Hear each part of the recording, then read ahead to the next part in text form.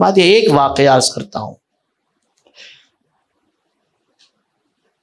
حبیب عجمی رضی اللہ تعالیٰ عنہ، حضرت حبیب عجمی، آپ ذرا سوچو، یہ وہ بزرگ ہیں جو انٹرسٹ کا کاروبار کرتے تھے، اور انٹرسٹ وصول کرنے کے لیے جب جاتے تھے نا تو خالی ہاتھ نہیں آتے تھے، توبہ سے پہلے انٹرسٹ کا کاروبار کرتے تھے. اب آپ مجھے بتائیے، ایک شخص انٹرسٹ کے کاروبار میں اور اتنا سخت مزاج کہ جس گھر پر گئے اس گھر سے خالی ہاتھ نہیں آتے تھے. ایک مرتبہ ایک گھر پہنچے، دروازے پہ دستک دی، انٹرسٹ کے پیسے لاؤ. تو جس سے انٹرسٹ کا پیسہ لینا تھا ان کی بیوی نے کہا گھر میں کچھ ہے نہیں، کیسے آپ کو کچھ دیں؟ کہا کچھ تو ہوگا. کہا ہاں بکری کا ایک جو ہے وہ تھوڑا سا گوشت وغیرہ پڑا ہوا ہے. کہا بس وہی دے دو. وہ کچا گوشت لے کر گھر پر آئے، بیوی سے کہا اس کو پکاؤ. بیوی نے جیسے ہی اس کو ہنڈی کے اندر ڈالی تو وہ گوشت خون میں تبدیل ہو گیا. تو بیوی نے اپنے شوہر سے کہا میں آپ کو 1000 مرتبہ بولی ہوں کہ آپ یہ انٹرسٹ کا کاروبار چھوڑ دیجئے، یہ حرام ہے، اس کا بہت بڑا عذاب ہے، لیکن آپ مانتے نہیں. دیکھیے آج یہ گوشت خون میں تبدیل ہو گیا. حبیب عجمی نے کہا ٹھیک ہے، اب میں یہ کاروبار چھوڑنا چاہتا ہوں.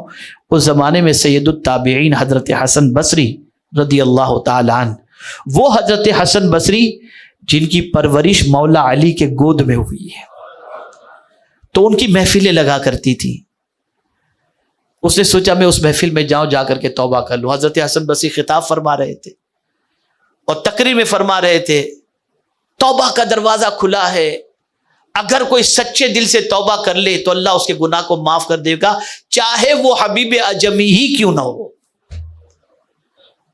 اس لیے کہ حبیب عجمی سود کے سلسلے میں اور اس کاروبار میں اتنے مشہور تھے کہ ہر کوئی جانتا تھا کہ یہ آدمی کیسا ہے.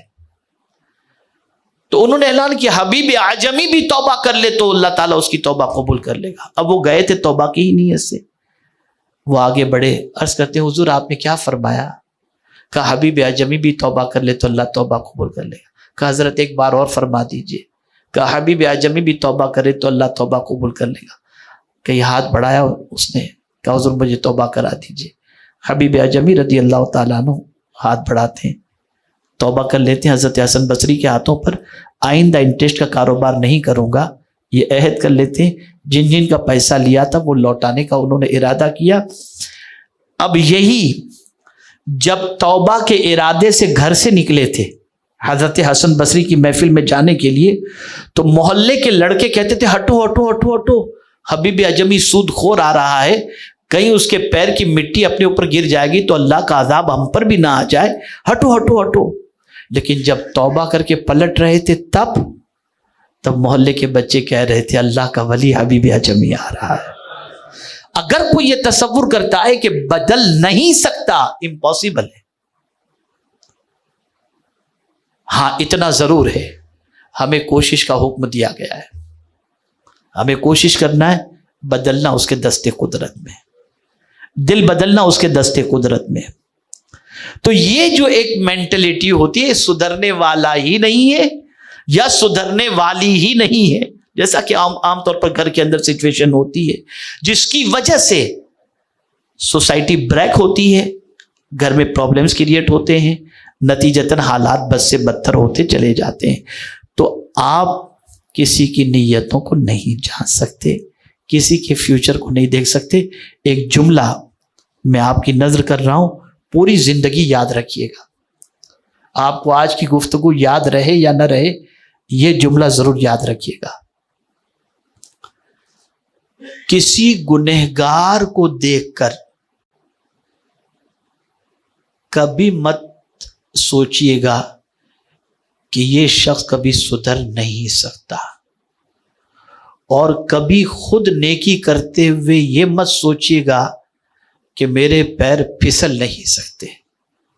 اس لیے جملے پہ توجہ چاہوں گا، اس لیے کہ ہو سکتا ہے اس شخص کا گناہ اس کی زندگی کا آخری گناہ ہو اور وہ سدھر جائے، اور ہو سکتا ہے آپ کی نیکی آپ کی زندگی کی آخری نیکی ہو اور آپ کا پیر پھسل جائے. اس چیز کو ذہن میں رکھیں. آپ گناہوں سے نفرت کریں، گنہگاروں سے نہیں. ہم کوئی اپنا فیوچر نہیں جانتے.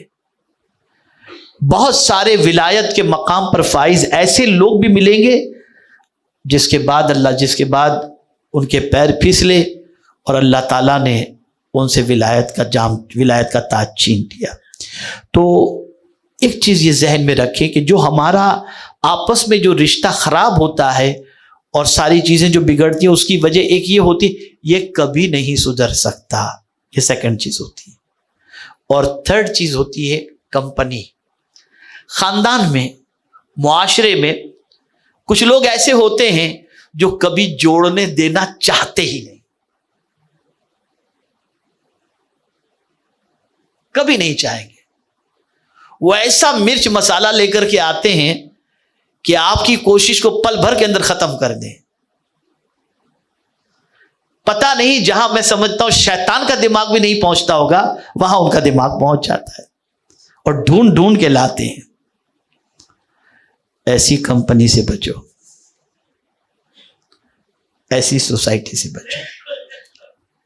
اس لیے کہ جوڑنے والے اللہ کو پسند ہیں، توڑنے والے اللہ کو پسند نہیں.